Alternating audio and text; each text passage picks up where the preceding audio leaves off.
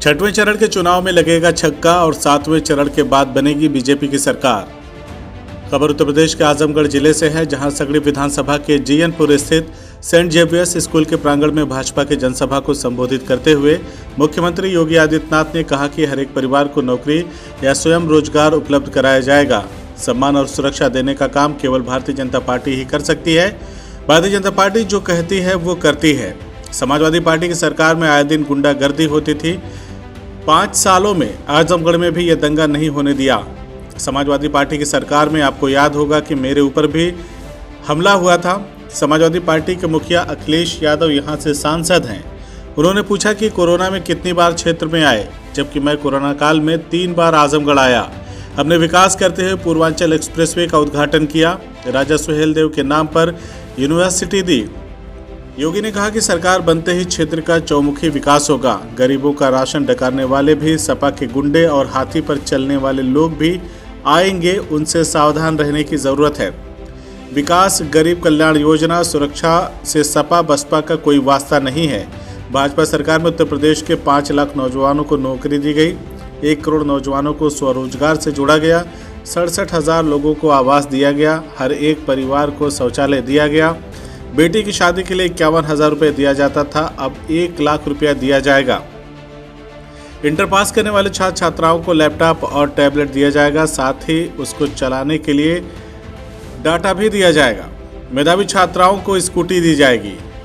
मैं इस वक्त मौजूद हूँ सगड़ी विधानसभा में। सगड़ी विधानसभा से मुख्यमंत्री योगी आदित्यनाथ जनसभा करके रवाना हुए हैं। जनसभा के दौरान उन्हें सपा बसपा पर जमकर हमला बोला। योगी आदित्यनाथ ने कहा कि आजमगढ़ को एक अलग पहचान भारतीय जनता पार्टी ने दी है। भारतीय जनता पार्टी ने आजमगढ़ को विकास की राह पर लेकर आया है और भारतीय जनता पार्टी की सरकार बनी तो आजमगढ़ में और भी विकास होगा। वहीं उन्होंने कहा कि अखिलेश यादव का न आता है न पता है, न जाने आजमगढ़ से अखिलेश यादव कहाँ लापता हैं। उन्होंने जमकर समाजवादी पार्टी पर हमला बोलते हुए ये भी कहा कि सपा की सरकार में सिर्फ गुंडों और माफियाओं का राज रहता है। आइए आपको सीधा सुनवाते हैं कि और कुछ क्या कहते हैं योगी आदित्यनाथ। भारतीय जनता पार्टी प्रचंड बहुमत के साथ सरकार बनाएगी। 5 चरणों के चुनाव ने साबित कर दिया है और छठे चरण में तो खूब छक्के लगेंगे, जिससे इस स्कोर को हम 275 से ऊपर पहुंचा सके और 7वें चरण में इसे 330 के पार लेके जाना है।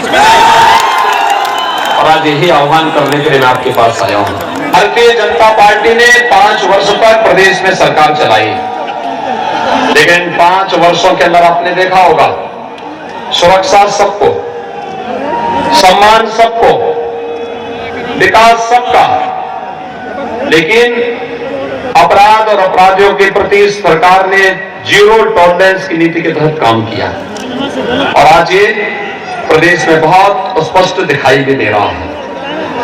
आज भाइयों बहनों मैं आपके पास आया हूं यही कहने के लिए। मैं आजमगढ़ वासियों से पूछना चाहता हूं, क्या 5 साल पहले आपको बिजली मिलती थी क्या? आज तो बिजली मिल रही होगी ना। वर्तमान में देखिए 5 साल पहले बिजली के लिए यहां जाति और मजहब हुआ करता था, चेहरा देख करके होता था।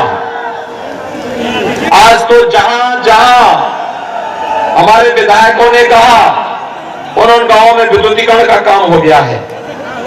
जो गरीब विद्युत का कनेक्शन नहीं ले सकते थे उन्हें फ्री में कनेक्शन भी उपलब्ध कराए गए। और यही नहीं, कोरोना कालखंड में प्रधानमंत्री मोदी जी के नेतृत्व में कोरोना से बचाव करने के लिए जो अभूतपूर्व कार्य हुआ, दुनिया में उसकी सराहना हुई। फ्री में टेस्ट, फ्री में उपचार, फ्री में वैक्सीन। कितने लोगों ने वैक्सीन ले लिया है? देखो सपा या बसपा की सरकार होती तो ये सब मार्केट में ब्लैक हो जाती है।